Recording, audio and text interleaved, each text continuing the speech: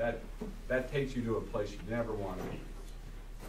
They can start to dissent and fracture people out and divide people, which is never good.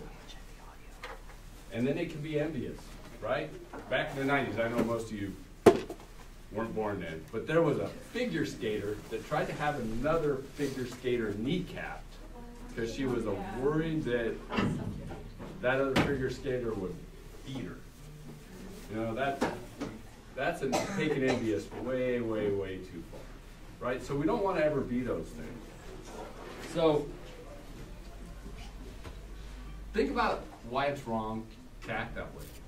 It's wrong to act that way because you're going to harden other people's hearts, and you're going to divide people on hardened hearts, right?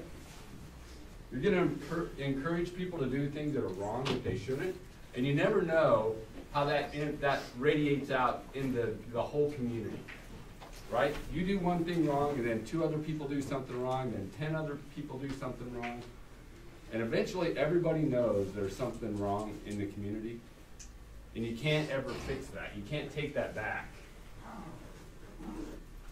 And the other thing that's probably the worst mistake I think most people do is they place money ahead of the value of human beings. So what does that mean? Right? Money's important. I would say it's probably in the top 5, but it's the bottom of the list, right? God's number 1, at least for me. People are number 2. And then other things fall underneath that. You have to have money to live, so it's important. You got to make sure you have some. But you can never place the value of money ahead of the value of human beings. Human beings are always the most valuable thing that we're probably going to run into, other than your relationship with God.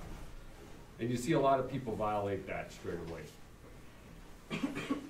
So one thing that I really want each one of you to know is the Lord has blessed you with a healthy body that's strong, and it gives you an ability to play sports. Not everybody can do that. Not everybody's born that way, right?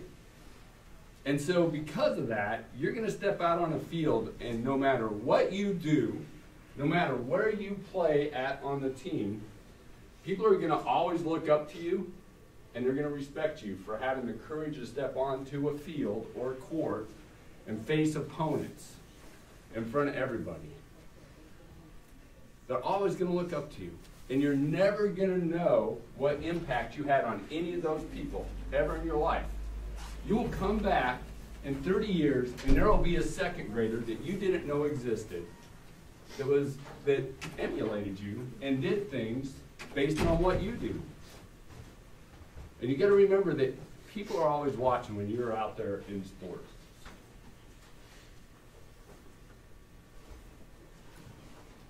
So the real power of an athlete is not how necessarily good you are or your physical prowess on the field, even though those are good things. And you want to win. Nobody ever wants to lose. If you want to lose, there's something wrong. You're like those people that are happy when their grocery bags on TV break and they run into a glass door with their salad, right? You don't want to be like, trust me, you don't want to be like that, right? But you do want to provide a good example. And you always have to, even when you're in a bad mood, even when you lost and you're a little upset, you got to stop and say, hey, I have to have self-control. I have to be better than that because somebody is always watching me and I just don't know it. So your power is in how you live your lives and the example you set in those lives. Do you encourage other people to succeed? Even people you don't like.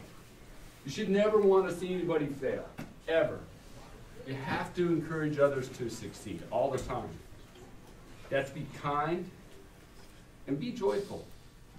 Even though sometimes if I'm in a foul mood, I just kind of remove myself from other humans for a little while till I catch up, kind of get myself in check. You know, it's a good thing, but let other people see you be joyful. Don't be down.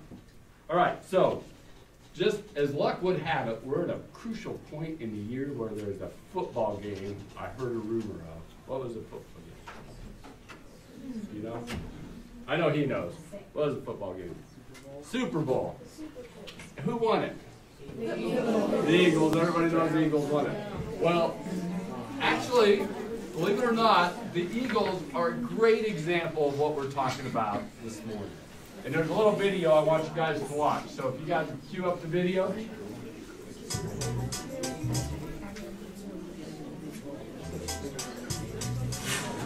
A journey through faith can be very personal.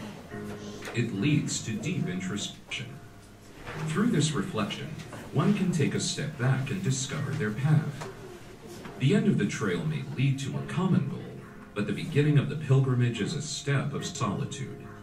I went to Bible study, I went to church, often growing up, but it wasn't until I was in my last year of college where I realized I was kind of living off of everyone else's salvation. Like, I wasn't really finding out things for my own. I wasn't diving into the Word or exploring that the way I explored everything else around me. So that's when I kind of realized that I was kind of living the wrong way. Grew up going to church, got confirmed in a Lutheran church, but I never really knew exactly what I believed or why. I remember just having some college mentors, some former teammates kind of just help walking me through the Word. I ended up reading the whole New Testament of the Bible in the first 3 months of my freshman semester, and it just became real to me. For me, I was kind of on this downward spiral because the things that I was trying to place in my life to give me satisfaction would last for a little bit and then they fade away. And that was my sophomore year in high school. I was really at a crossroads at that point, and had to make a decision on where I was going. And that's when I gave my life to Christ, and really He supplied that satisfaction and that joy for me. When their separate journeys led them to the NFL and the Philadelphia Eagles, they sought an outlet to come together and created a way to share their faith. Chapel for us here is that in the NFL, since our Sundays are taken up, you can't go to church. So you have the opportunity to attend chapel, which is like a small church service, and we're able to get our word in. Every Monday night we have a couples Bible study. We have a Thursday night team Bible study, and then Saturday nights we actually get together the night before the game and just kind of pray, talk through the Word, what guys have been reading, what they're struggling with, and just kind of keep it real with each other. To have that here in an NFL facility like this, it's really special. From baptisms to sharing their faith in the community, they've grown together and challenged each other to be better, not only as teammates, but more importantly, as men. I think the biggest thing that we're always challenging each other with is just to not lose sight of the bigger picture. I think wins, losses, highs, lows, everything that comes with this game, it's so easy to take your mind and your eyes off of the ultimate prize, and that's living for the Lord. As men, you tend to be very sheltered. If I'm going through some things, I may not express that to the next man. When you can kind of expose your weaknesses and things you want to work on, whether it's in your relationship or your marriage or your family, whatever it may be, when you're able to talk about it amongst your brothers, amongst your family, helps you grow. And when you realize that you can apply biblical principles to it, it helps us all grow. We want to be united. We want to support each other. We want to support each other in our lives, through the difficulties of, off the field, as well as on the field. And so I think it's really kind of something to where, we're all just kind of binding together to kind of keep each other, sharpened and keep pushing forward. While religion can be a divisive topic of conversation, this is not something that these players let divide the locker room. We're all grown men, so we have certain type of conversations where, you can respect it. If there's someone that believes in something else, you don't just throw the Bible at them or argue with them about what their beliefs are, whether they're Muslim or whatever. That's what they believe in, and they have the right to believe in it. But you can share what you know. I think it's important not to look down on other religions as well. Because as men, we all have challenges, and it's nothing different than other men outside of this locker room. So when you can use somebody like Carson or Earth, like these guys are able to talk to guys who are going through some things and just introduce them. They're not throwing the Bible at people. I think they're conscious of that as well. Some people will get turned off when you want to talk about religion and spiritual things, and you just always have to have the right touch with it. I'm going to be genuine, I'm going to be authentic with believers, non-believers, it doesn't matter. I'm going to love on them, I'm going to treat them all the same, I'm going to respect them, and at the same time, as a leader of the football team, I'm going to do everybody the same too. And it kind of makes it open. I think guys are willing to talk when you don't have this self-righteous attitude about you. You're just open to talk about spiritual things, talk about religion, talk about real life issues with believers, not believers, and everybody in between. When you have that mutual respect for your teammates and really everybody, it just makes it a healthier environment. When men come together in a common goal, their combined efforts exceed what each man can do individually. And that standard is not just talking about their faith, but living it. They strive to give back to the community as well. I feel like it's a part of my purpose. Like, if you knew all the things I've been through, like, I probably shouldn't be sitting here in front of you. And for me, I think it's important that other kids know, like, go out, you know, and show people that, you know, he's real.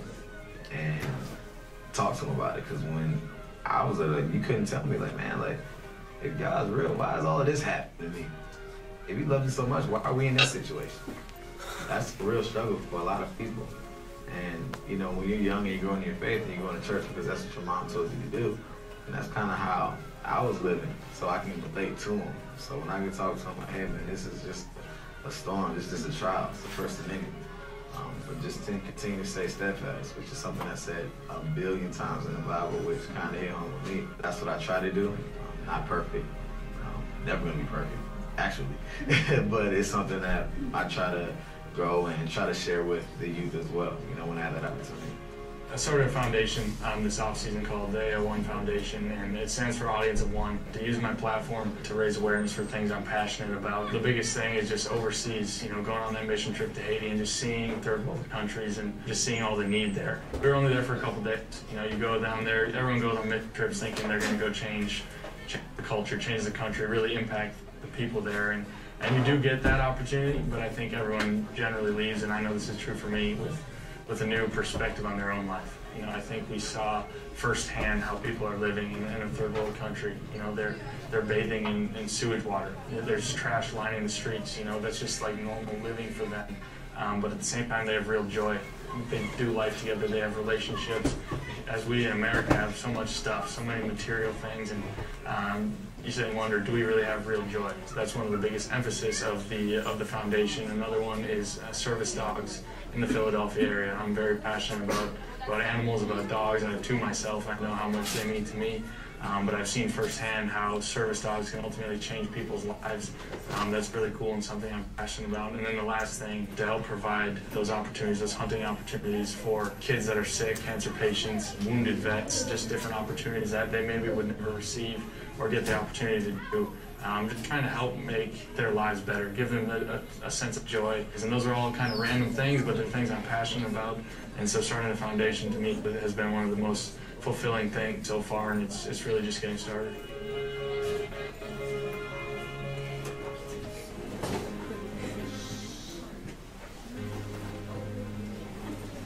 All right, so this light.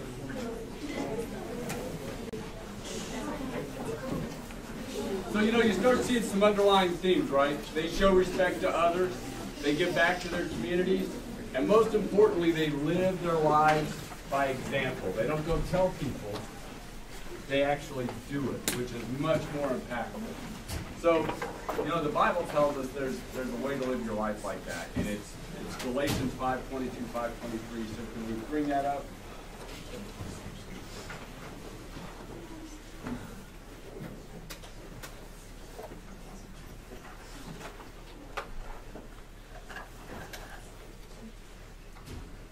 So it's a fruit of the Spirit, which I know all of you have seen, and it's just the fruit of the Spirit is love, joy, peace, patience, kindness, goodness, and faith.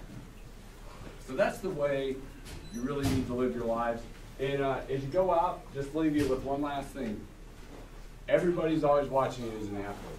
You never know who you're going to impact, and the power you have in an athlete is the example of the life you live and the way you treat others, all right? So I hope you have a good morning, and I hope you got something out of this. Thank you. Thank you.